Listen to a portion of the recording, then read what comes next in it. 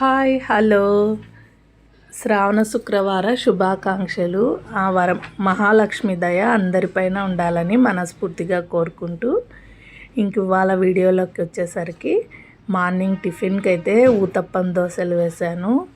ఇంకా మా షాప్ దగ్గరికి వచ్చేసి కసువు కొట్టేసుకొని నీళ్లు చల్లేసి ముగ్గు అయితే వేస్తున్నాను. పిల్లలు స్కూల్కి వెళ్ళిన తర్వాత అయితే ఇక్కడికి వచ్చాను.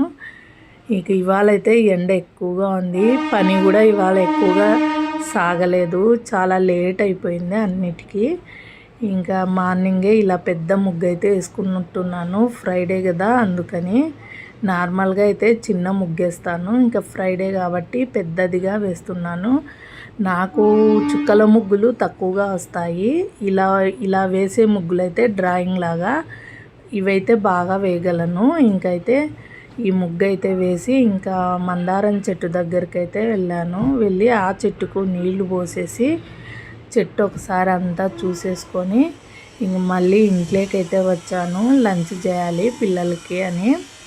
ఇంక ఇవాళ లంచ్ లేక వచ్చేసరికి వంకాయలు తీసుకున్నాను. మార్నింగ్ మా ఇంటి దగ్గరికి కూరగాయలు ఆమె వస్తుంది, ఇంకా అమ్మ దగ్గర వంకాయలు ఫ్రెష్గా ఉంటేను వంకాయలు తీసుకున్నాను.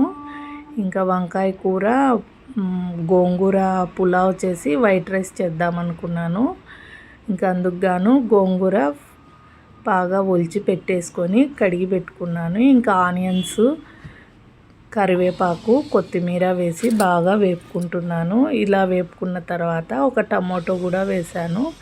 ఇంకా ఆ తర్వాత గోంగూర కూడా వేసి ఆయిల్లో బాగా మగ్గనిచ్చి కొంచెం వాటర్ వేశాను. ఆ వాటర్లో ఆ గోంగూర అనేది బాగా ఉడికి ఆ వాటర్ అనేది పోయి మళ్ళీ ఆయిల్ కనపడే వరకు అలా కలబెడుతూ ఉన్నాను.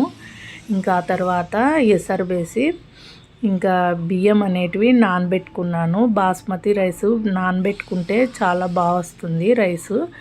ఇంకా బాస్మతి రైసు రెండు గ్లాసుల వాటర్కి 1.5 వేసాను. నార్మల్ రైస్కి అయితే 2 గ్లాసులు వాటర్ వేస్తాం కదా ఒక గ్లాస్ బియ్యానికి.